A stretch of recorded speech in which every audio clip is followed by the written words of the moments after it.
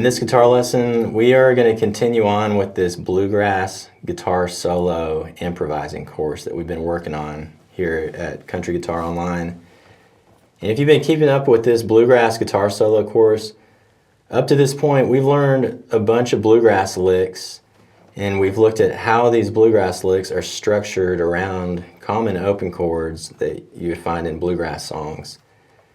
We've also looked at the guitar scales that you need to start learning to play these bluegrass guitar solos.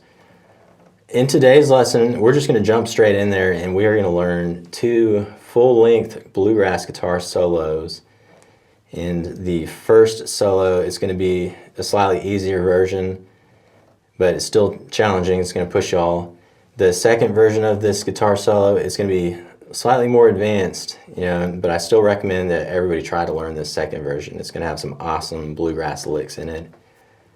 Both of these solos, you can practice them over the song Where I Come From by the Grascals. And we're not going to learn how to play that song, but we're going to use the chord progression from that song to practice our bluegrass improvising.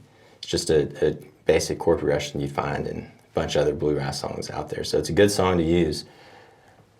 I think this is the best way to master playing bluegrass guitar solos because everybody wants to be able to improvise some awesome sounding bluegrass guitar solos.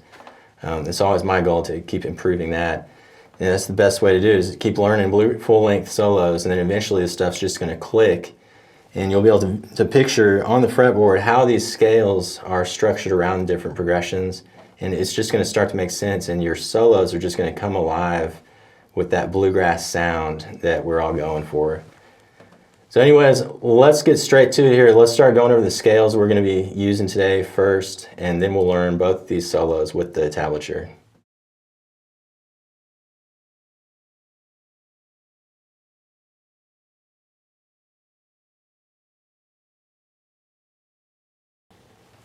All right, I think we're just going to work through this thing of maybe 4 measures at a time, and we'll just combine it all at the end.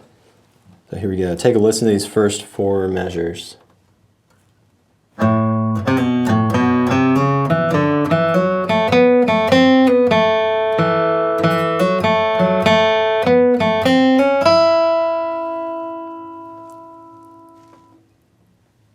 me just play through that a couple more times.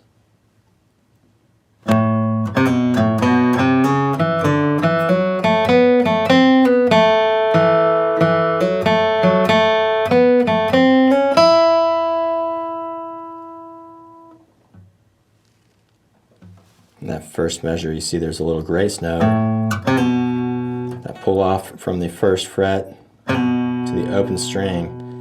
And grace note, it's one of those notes that's almost not even there. If you took out that first fret note, which is the grace note, you take that out, the lick would almost remain unchanged. So that's that grace note there. Listen to it without it. But here it is with the grace note. I love adding grace notes into my bluegrass stuff. So many cool ways you can add them in. Now